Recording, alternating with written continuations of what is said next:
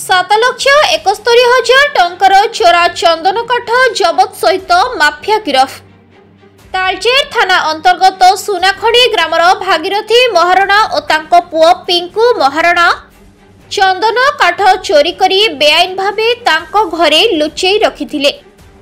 एही खबर पाई तालचेर थाना सब इन्स्पेक्टर तुषारकांत महाती नेतृत्व में पुलिस एक टीम सुनाखणी ग्राम भागीरथी महारणा घर प्राय 51,440 किलोग्राम मूल्यवान चंदन काठ जार मूल्य 7,71,000 टंका प्राय हेब चंदन काठ सीज सहित चोर भागीरथी महारणा तांको पुओ पिंकू महारणा को गिरफ करिछि। चोरंको विरोध में तालचेर थाना रे केस नंबर 677 31 तारीख रे एक मामला रुजु करा जायछि।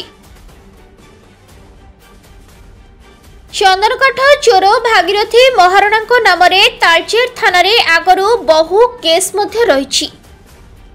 तालचेर संगीता लेंका रिपोर्ट संघर्ष टीवी।